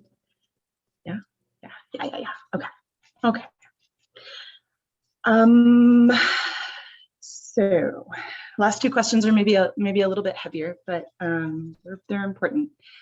What are some of your pet peeve assumptions people have made about you with regard to your sexuality, your gender identity, or who you are as a professional? And importantly, how do you navigate that? Bit of a switch, but I can kind of kick us off because this is something that I think about a lot as a transmasculine person. So again, I would love to sit down and have a in-depth conversation about why you don't see a lot of trans men in professional spaces. But a lot of it has to do with patriarchy, because everyone here sees trans men as men, but society doesn't. So I still experience misogyny in the workplace once people find out that I was assigned female at birth, right? And so I get a lot of that like sweetie BS crap from people in the workplace, seeing me as a deluded woman, essentially. And the thing is, what you'll find, we talk about like pink collar jobs, like jobs that traditionally women hold, trans men are still very much in those jobs too, because again, society sees us as women. And this is really hard for trans people to talk about, because we're always fighting to be seen for who we really are, but we can't divorce ourselves from the dynamics of cis heteropatriarchy that exist, right? So trans men experienced medical misogyny in a way that is different from how cisgender women experience medical misogyny, but it's still medical misogyny, right? And, so I think a lot of the assumptions around myself as a professional and around my gender and my sexuality have changed as I've started to quote unquote pass, which I hate the word pass, because I'm not trying to pass as anything. I just simply am who I am. But nowadays, unless I tell people, I typically don't get clocked as transgender unless I tell people. Every now and then I do. And it's usually by well-meaning allies. They're usually the ones that misgender me. So nowadays it's different, but I kind of experience some assumptions as a gay man more than I did as a trans man before. But before I medically transitioned, it was a lot of like assuming that I am attracted to women. I get that a lot, like as a trans man, like, oh, so does that mean you're like into girls? And I'm like, not even a little bit. Like not even this much am I attracted to. And that was really hard during my upbringing, right? Because it was like, I don't understand, you're queer and you're a girl, but you like boys. Like, how are you queer? And it was like, I'm a boy that likes boys. And they're like, oh, well, this is before I was on testosterone. That was very confusing for people, right? So I think a lot of the assumptions around transness is like, well, if you're a trans person, you're straight, right? I think queer trans people are really confusing for people, like, and so as a professional, I think that I have experienced a lot of being talked over, a lot of being undermined and what is the word I'm looking for? Like underestimated a lot of the time. And I will say the way that I navigate it is not the way that I would expect anyone else to navigate it. I think we all have to make a choice of how we navigate this in our own lives, and what works best for us, and it's intersectional. But for me, I don't correct people unless I think there's value in correcting their assumptions of me. So if it's someone I have an ongoing relationship with, or someone that I believe can be better than how they're behaving here right now, then I'll have a candid conversation like, hey, that assumption wasn't true. Here's why. That's harmful. Let's restore this, whatever. But if it's somebody that I just know doesn't get it and never will, and I have no interest in maintaining that relationship, I'm just not going to engage in it at all, because I have lots to do. I have a lot of things to do, and I just can't be wasting my time on stuff like that. So to me, I really navigate it depending on how important the relationship is to me. Yeah, the emotional investment. I definitely appreciate that. Mark, you unmuted. Yeah, I think a pet peeve of mine, and I have it as a cis male, can't even imagine what it must be like for others. But the assumption that because we're queer, different, that we must be emotionally fragile. Oh.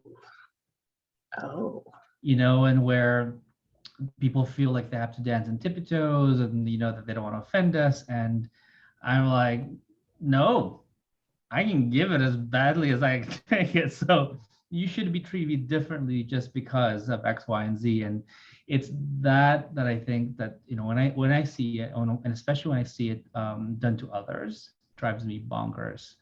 And I will say something.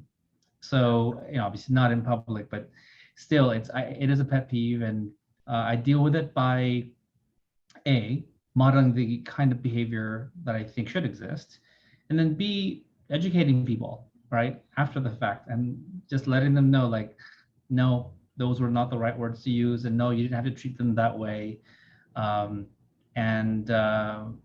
Yeah, that's an pet peeve. Yeah, emotional labor again. Thank you for taking the time to help people do better. I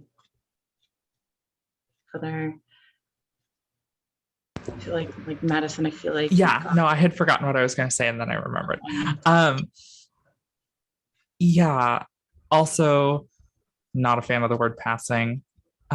But we'll say in the workplace, when people started seeing me as a woman, it was fascinating, in a word, to now suddenly not have my opinions matter, or be talked over, or have to say things several times, and then a man in the room says it, and then it's a good idea. And that's, I mean, it's a pet peeve because we shouldn't be treating people this way at all, right? So, yeah. Yeah.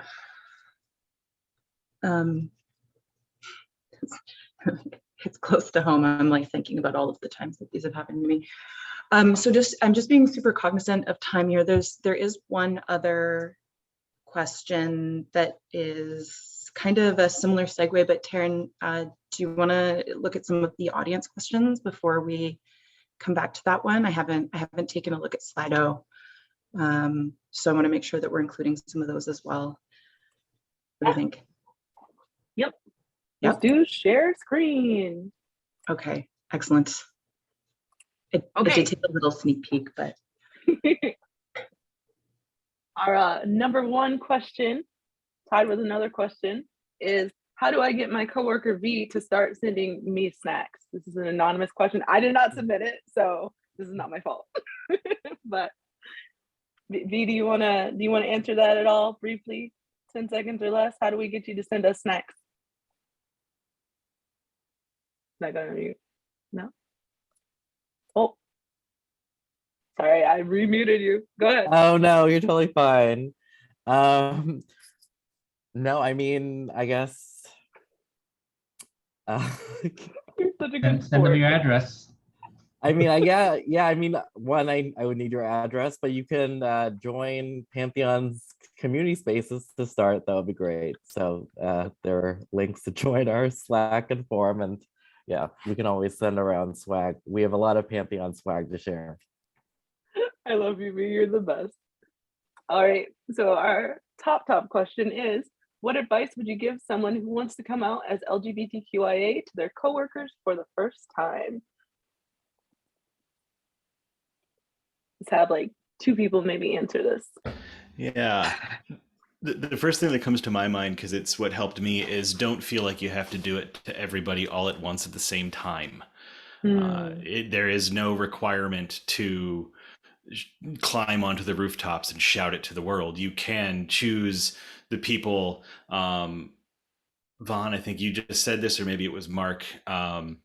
Find the people that you have a lasting relationship with, that you think are going to respond well. Find the folks that you think are going to be allies. And you might not get that right. It's a guess maybe, but we all have a sense of the people who might be the folks out there that are going to support us. Talk to them first, sort of get a feel for the room, read the space, because jumping out of the closet 100% in front of everybody at the same time, that's a lot. And it's a lot of people. So yeah, just, you can take it at your own pace. Especially the example of folks that are already have in their lives a certain amount of fame or celebrity, when they come out, everybody knows instantaneously. Like, we're, many of us, not in that place, and so we don't have to do it all at once.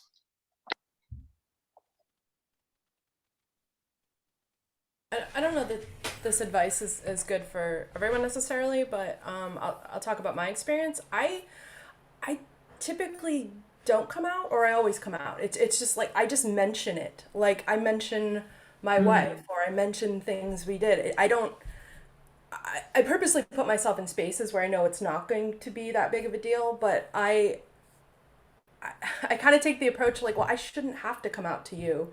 And I should be able to just mention my family members and mention things that I do, or, hey, I went to this Pride thing, or, hey, my wife and I did this. So that's typically how I approach it. But I understand, like, not all spaces are going to be safe, and other people may want to approach it differently. But if you're kind of a introvert, or kind of like a laid back person, I just kind of would take that approach.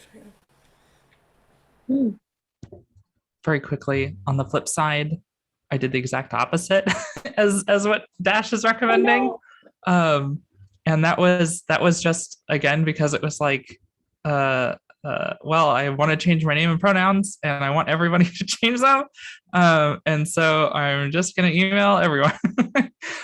But surprisingly, HR was very helpful, because they had some context that they knew of, like, letters that other trans folks had sent to their communities of, like, I'm coming out, here's what I'm saying. And that was helpful for me in constructing what it was that I wanted to say, part of my coming out letter.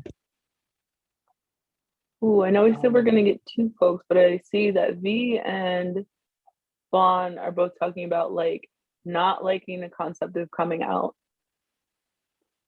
Do y'all want to elaborate on that a little bit?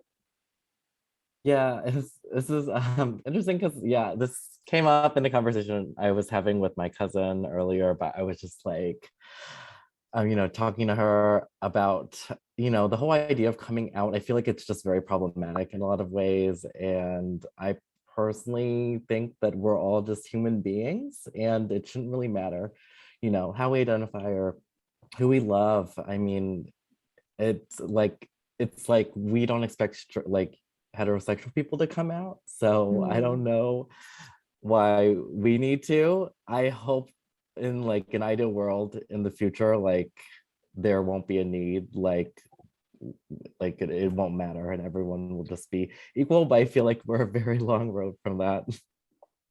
Yeah, and the only thing I want to add to this is that for me personally, don't like coming out because it's a safety issue for me.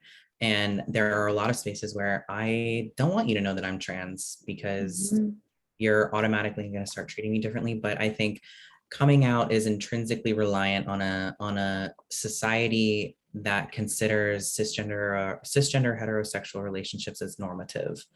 And so that is the society that we live in. We live in a cis heteropatriarchal society, and that is why it's necessary to come out, because we are seen as the other of the dominant culture. And so I'm going to continue to come out, even though I hate it, because we're not, like V was just saying, we're not in a place where it's not relevant, because it is relevant. Me being biracial and trans and gay is extremely influential in the way that I navigate the world and the workplace, and has an enormous impact, not because of my identities, but because of the society that they exist within.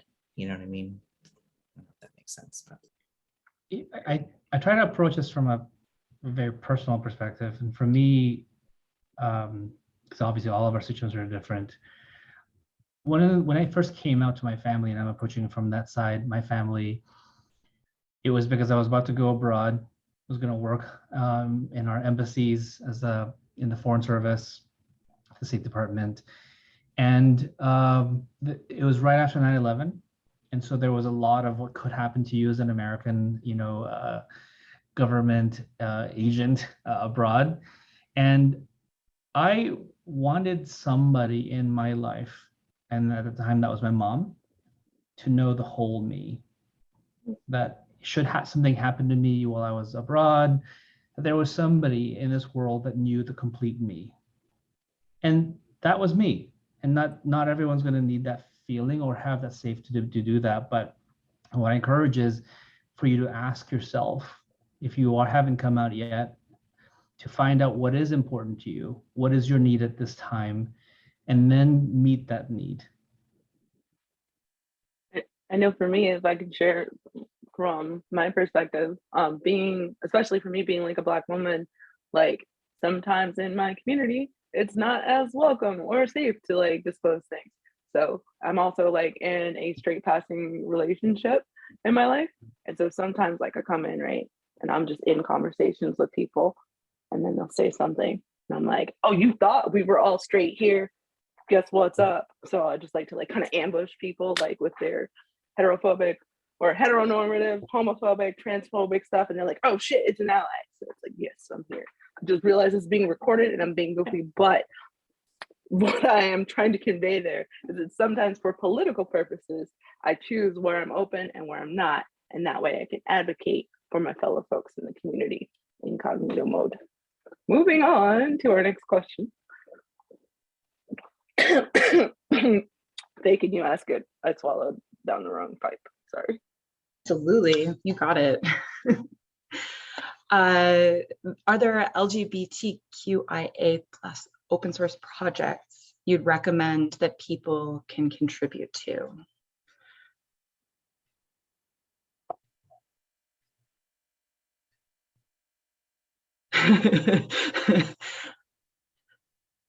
No, not so much off the top of our heads. Discover Drupal, of course, the DDI, Drupal Diversity Initiative, definitely could use more help. I'll say too, not to like plug anything, but the Openverse community has a fair number of, we'll say, gender minorities.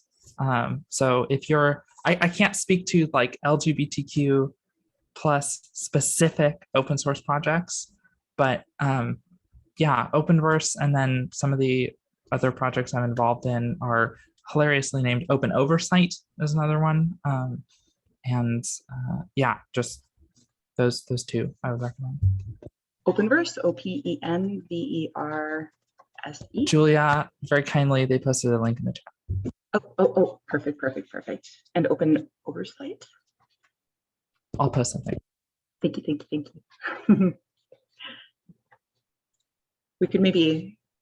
Could we compile these into a single list and post them up in the diversity inclusion channel? I don't know if there's any on Twitter. Definitely. And Julia, if you'd like to unmute and talk about Sure. some of the projects you've linked, yeah. Absolutely. Yes, I will pop in here. So there is a WordPress diversity working group, which all of you are invited to participate in. We have meetings every couple of weeks on the second and fourth Wednesday, I want to say, of the month. And so that included today. And there are 3 programs within the WordPress diversity working group. One is diverse speaker workshops. Thank you, Jill. Second and fourth Wednesday. So the WordPress diversity working group leads diverse speaker workshops, which are workshops that empower folks to speak at their local WordPress meetups and at WordCamps. So this was in response to the question of not having a diverse pool of speakers for WordPress events. And the second program is the diverse speaker support group, which is a group that meets on Slack in the WordPress, Making WordPress Slack instance. And this is a group of folks who support each other in applying to speak at WordPress events and writing their speaker proposals and building confidence as speakers. And the third program is a series of workshops on organizing diverse and inclusive WordPress spaces and that, or WordPress events. So helping organizers create local meetups and WordCamps that are really welcoming to all people. So please feel free to plug into any of those.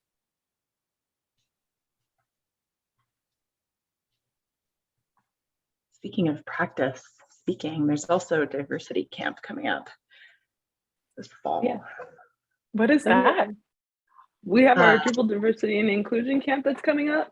I want to make sure that we hit these last two questions before we like promote Maybe- our own stuff. Yeah. Could I suggest maybe through Eventbrite, we could send like a circle up of all the things that we posted, or maybe things we didn't say here, and then everyone has access, maybe? Yes. Cool. And I want to make sure that we hit Kristen's question, because I feel like it's really great that she chose to share this very personal story from herself to ask a question to us. Kristen says, I knew I was different when I hit junior high in the late 70s in rural Wisconsin. There were only two options then, neither acceptable. I'm happy that there are so many ways to be seen now. I don't worry about labels, but my question is, how do I best put pronouns if all three sound good to me? I have a bone to pick with pronoun culture, and that is that it identifies trans people against their will a lot of the time. So I like a consent-based approach to pronouns, which is that you can kind of decide whether or not you want to display your pronouns. And then once you've made that decision and you've decided that you do want to display your pronouns and you want people to know, a good cultural norm I have found in the trans Asian community is just putting like any pronouns in parentheses, or just even some people just put the word any, and like it's like a if you know you know, and if you don't you don't kind of thing. But I think that allyship around trans advocacy has really leaned into that performative stuff of like, I'm a cisgender woman and I'm gonna say my pronouns are she, they in solidarity. And it's like, okay, thank you for that. But normalizing pronouns is like only the tip of the iceberg. And so I feel like modeling behavior is a more effective way in my experience. So like, rather than being like, what are your pronouns? I'll be like, hi, I'm Bon, I use he, him pronouns. And then letting people give me that information if they want to. So I always want to lead with that. You don't have to tell people that information. And something that's really cool right now is trans people in trans Twitter, like Madison was saying, are having a conversation right now about like pronoun allyship is kind of invalidating for some of us binary trans folks when like you walk up to me and you ask me my pronouns and I didn't see you ask any of the cis people in the room their pronouns. It's like, okay, I know that you don't see me fully as a man. Like, I wish you would just assume my pronouns are he, him. That would be great for me, actually. You know, so there's like a lot of cultural difference, I guess, in the point of what I'm saying in the way that people navigate pronouns. And so do what feels good for you. And if you want everybody to know that you use any pronouns and that's really important to you, then tell people. But if you don't, there's no right or wrong way, you know? So gotcha. Yeah. So yeah, I think like putting it in your signature is good, like any/all. And then some people have started linking like in like, what does this mean? And then people have to click on it and figure out what it means, you know? And so, yeah, and then I also think finding a champion who will use your pronouns in front of other people is a good way to do that too. Like really lay it on thick, like Kristen was talking, and I think he said this, you know, like find that champion who's really gonna like step out there for you. That's really helpful, I think. I mean, any, if I could just pop in, all people are like so powerful. I love mixing up the pronouns. I love playing in the space. So yeah, find someone who can do that.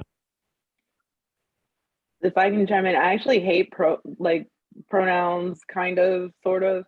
The reason why I don't like them is because I feel like they feel like just like another box, right? I'm cisgender, but I have like very complicated feelings about gender roles and gender norms. And I feel like when people are like, okay, she, her, and it's like, yes, but not the she, her that you were thinking. Like they feels more resonant for me sometimes, but then also and it's like, why do I have to put this out there? If you need to use them, this is cool. So sometimes that is why y'all will see that I don't necessarily put my pronouns up. It's very complicated. I just made that very complicated, but I hope folks can understand. I just wanted to make sure I shared that. What Kavya say? Any all are more powerful than Tumblr Pika Man. What's Pika Man? Oh, did I just date myself? Okay. And the Google's here. It's I'm to a Google rabbit this. hole I had that to Google this. it's a rabbit hole that will consume the entirety of your existence. Oh Lord. All right, I think we had one more audience question, and we can we'll get to this very last question after this that they had. Last audience question: how can your colleagues at work or in open source community best support you? Do like a lightning round. Start with Dash.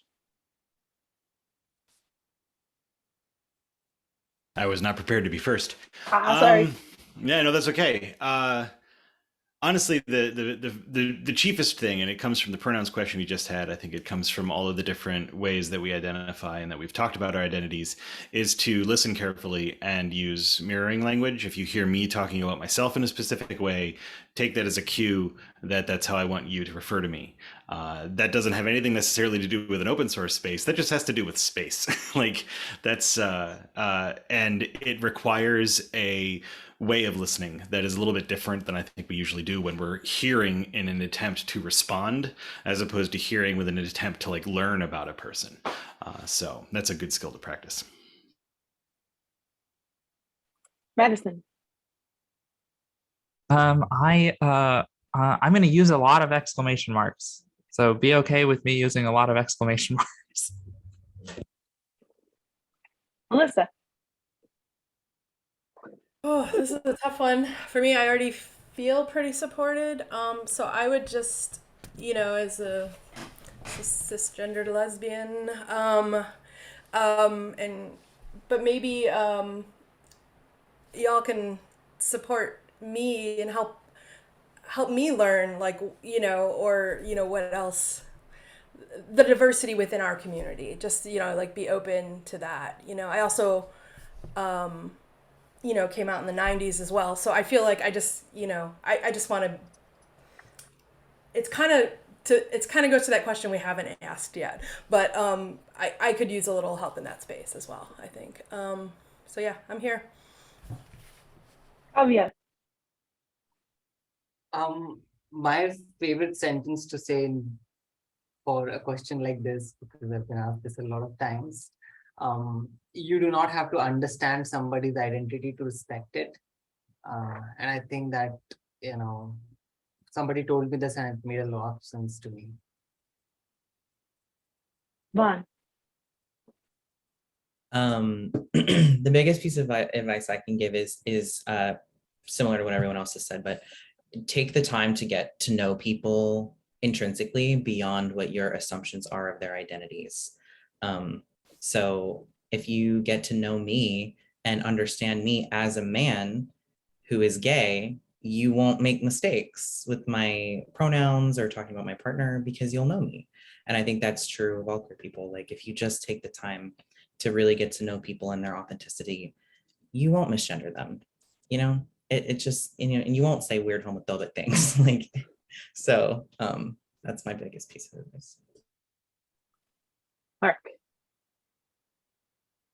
For those of us who are relatively new to speaking out, being involved in our community, we don't always know everything. We don't always know how we can help and how we can support and even how to be. So keep that in mind, because we want to learn, we want to be able to contribute as well, and give us the same open space and a safe space to learn and also adapt and figure out how we can contribute next.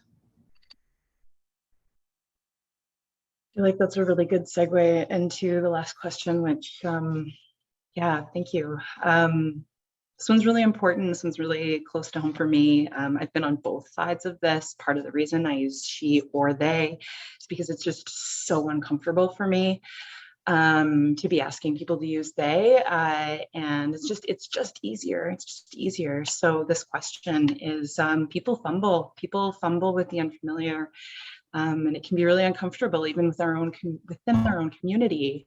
we get things wrong sometimes. Do you have quick examples of when this has happened to you? And most importantly, how can we navigate these missteps with grace and compassion?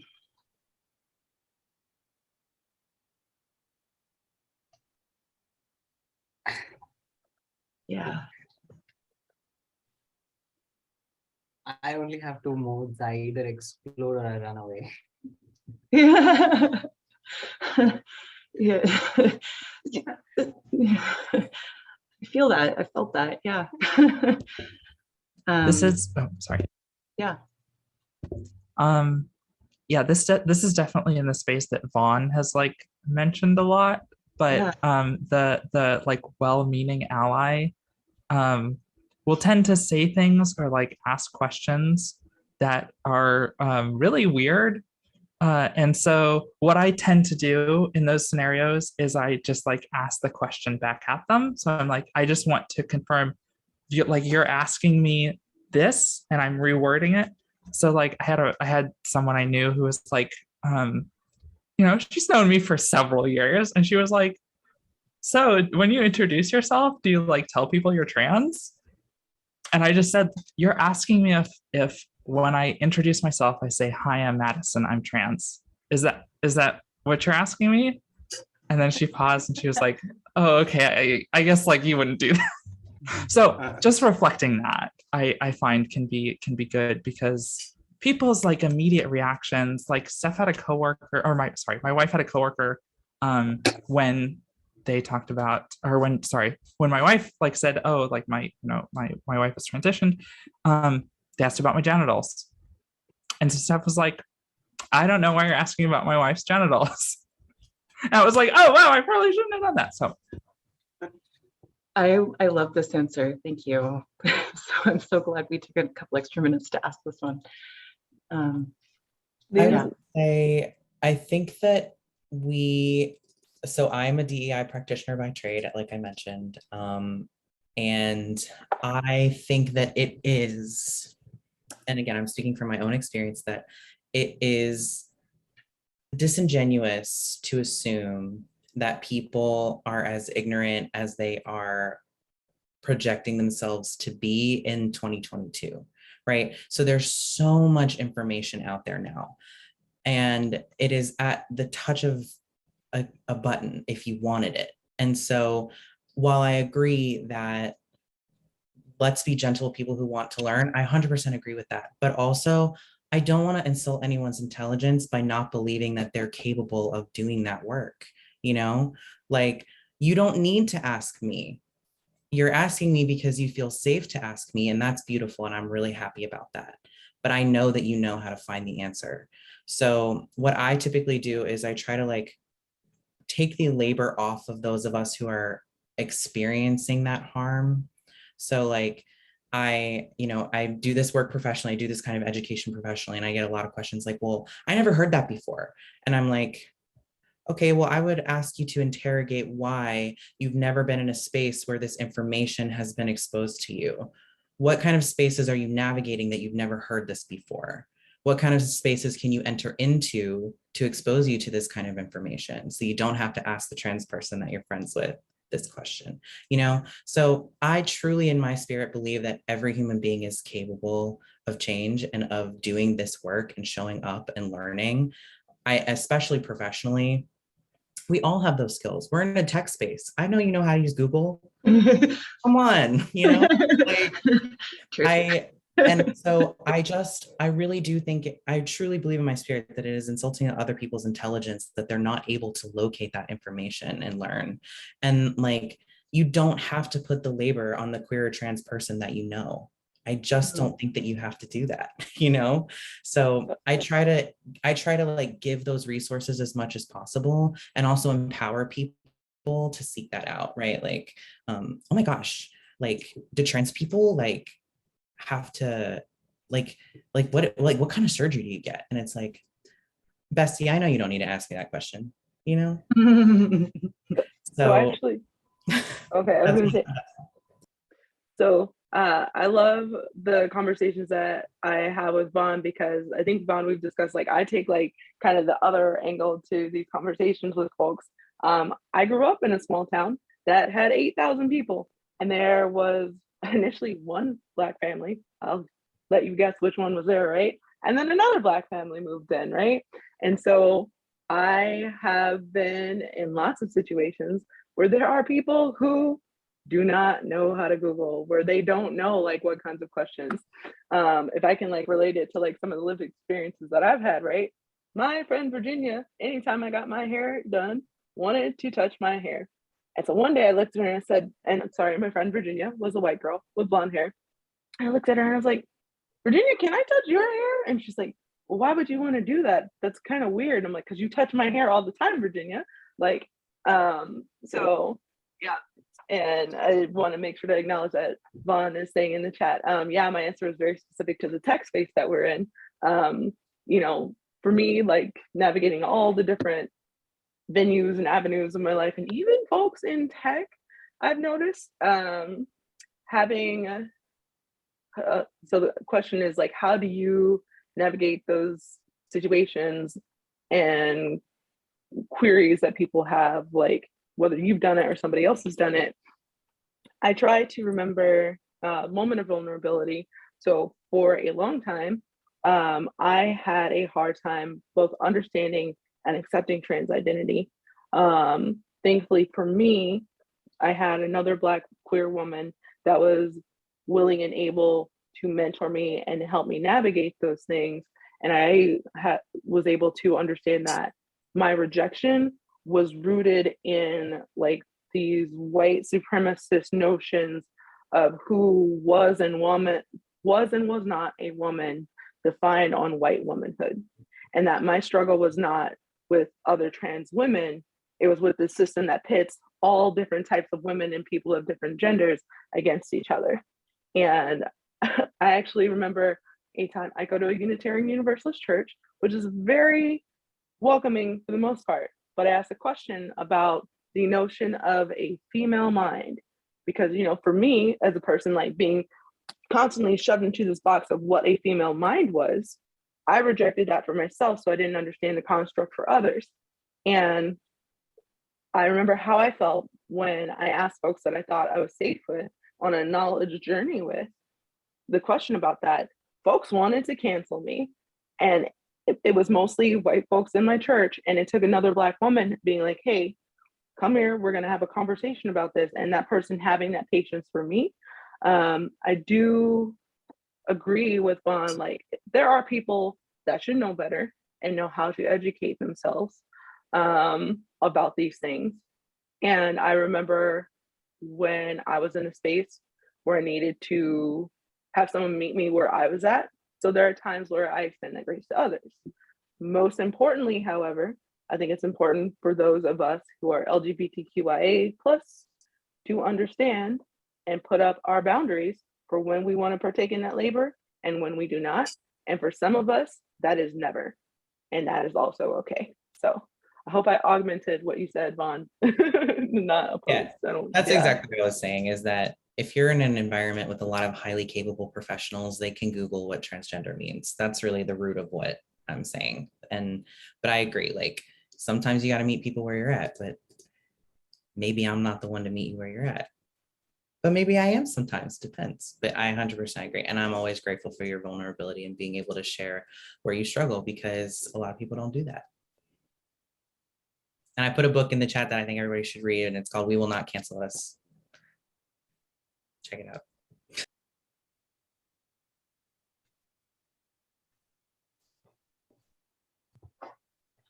My heartstrings are very grateful right now. I'm feeling very empowered by some of the answers that were just shared. Thank you. I'm really glad we made time for that. All right. Well, we are at the end of our programming for this evening. We want to say thank you again to all of our panelists for coming in and sharing all this knowledge, your experiences with us. I appreciate like the diversity of voices that we had on all of these topics. Like there were a lot of things that I thought I knew a lot about, but I did not. like Madison, when you were sharing your story about, oh, well, we can't change your name or your gender in the system. Like, that's just how it is forever. I'm like, what if you just quit and then come back? Like, why in tech are we still telling people that? Like, I would probably, I don't know. It just blew my mind that some company would say that, right? Not to say just as in trivializing, but just how, that being how. So thank you all for joining us. Thank you for joining us live if you're here live. Thank you for watching this recording. If you're watching the recording, I'm going to stop the recording, and if folks want to hang out for a bit, they can. Talk to y'all later. Bye.